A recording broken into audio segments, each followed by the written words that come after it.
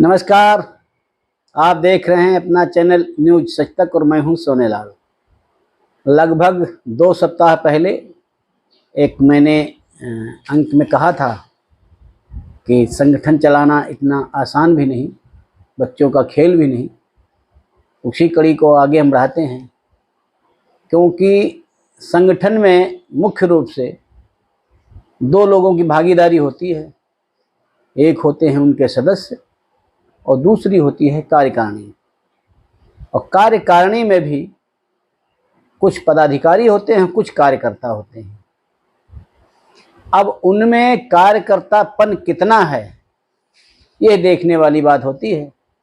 अगर एक कार्यकर्ता ये सोचकर काम करता है कि मैं व्यक्तिवादी नहीं हूँ, यानी मैं इंडिविजुअलिस्ट नहीं हूँ, मेरे अंदर अपने लिए कुछ करने का नहीं है, मैं जो कुछ करूँगा मैं एक मिशनरी के तौर पर, ध्येयवादी के तौर पर करूँगा। क्योंकि जब ध्येयवादी के तौर पर हम काम करते हैं तो वहाँ पर अपना कुछ रह नहीं जाता है, सब कुछ संगठन के लिए होता है। ऐसी जिसके अंदर प्रेरणा होती है, जिस संगठन में होती है, वो संगठन सदैव उन्नति की ओर बढ़ता रहता है। वहीं जब कोई कार्यकर्ता ये सोचने लगता है कि मैंने संगठन के लिए यह किया, मैंने संगठन के लिए वो किया, इतनी विषम परिस्थितियों में मैंने काम किया, तो मेरा नाम हो रहा है कि नहीं हो रहा है, मेरी फ़ोटो छप रही है कि नहीं छप रही है, मेरी बातें लोगों तक जा रही हैं कि नहीं जा रही हैं, उन पर मेरी बातों का प्रभाव हो रहा है कि नहीं हो रहा है।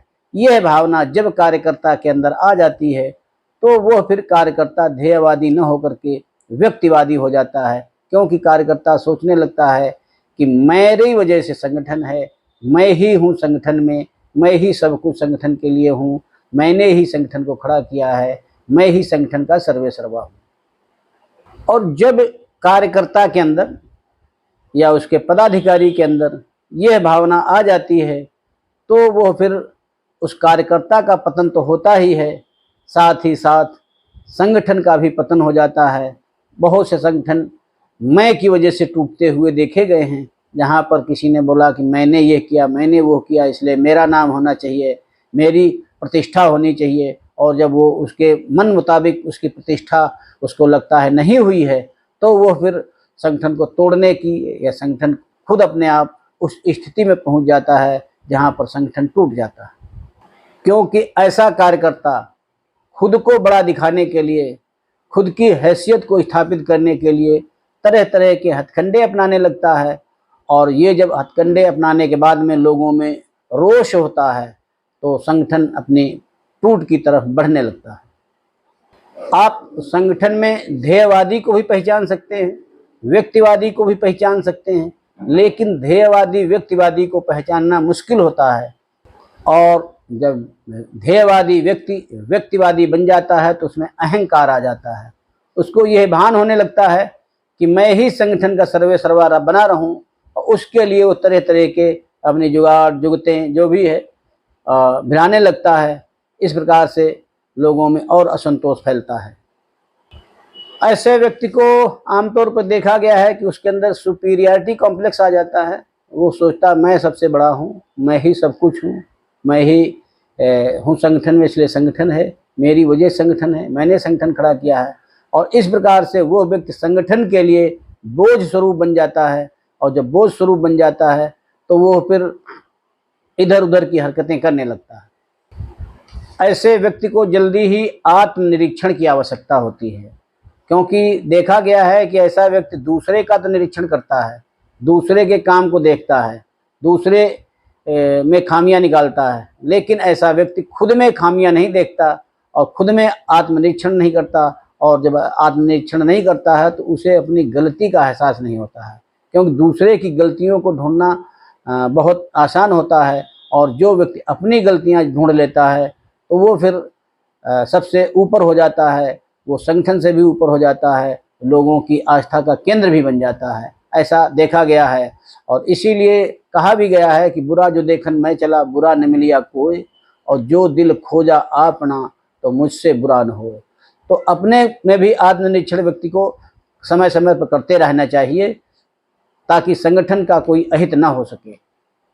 ऐसा भी देखा गया है कि जो व्यक्ति ध्येयवादी होता है, यानी जो जिसके अंदर मिशनरी माइंड होता है, वो सोचता है कि मैं रहूं न रहूं, संगठन रहना चाहिए, तो वो फिर किसी भी उत्तरदायित्व को ग्रहण करने में न तो वो खुशी महसूस करता है और न तो उसको उसके उत्तरदायित्व छूटने पर दुख का एहसास होता है। क्योंकि जब कहीं उत्तरदायित्व आपको मिलता है तो एक प्रकार का मन के अंदर आ जाता है कि मैं कुछ हूँ, इसीलिए मुझे उत्तरदायित्व दिया गया है। मेरा मानना यह है कि किसी संगठन में यदि आप कार्यकर्ता हैं, अच्छे कार्यकर्ता हैं, तो आपके अंदर ध्येयवादी के गुण हमेशा हमेशा विद्यमान रहते हैं और आप एक अच्छे कार्यकर्ता संगठन के लिए साबित हो सकते हैं, क्योंकि ऐसा व्यक्ति खुद का आत्मनिरीक्षण समय समय पर करता रहता है।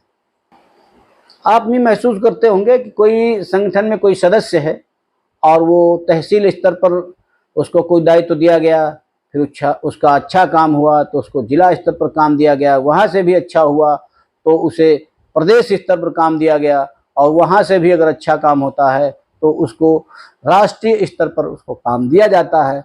अब सवाल ये उठता है कि राष्ट्रीय स्तर से तो ऊपर जा नहीं सकते, लेकिन समय के साथ परिस्थितियां बदलती हैं, समय बदलता है, लोगों की अपेक्षाएं बदलती हैं, तो लोगों को लगता है कि इस स्तर पर अब बदलाव की आवश्यकता है। और जब वहाँ पर बदलाव की जरूरत पड़ती है तो वो व्यक्ति जो राष्ट्रीय स्तर पर पहुँच चुका है उसको प्रदेश स्तर पर आने में भी दिक्कत होती है। तो ये जो दिक्कत होती है तो ये उसके अहंकार भाव को या उसके व्यक्तिवादी भाव को प्रदर्शित करता है। इसलिए मेरा मानना ये है कि ऐसे कभी किसी भी व्यक्ति को जब कोई उत्तरदायित्व मिलता है तो उसमें न तो सुख का अनुभव हो, और जब उत्तरदायित्व छूटे तो उससे दुख का भी अनुभव नहीं होना चाहिए।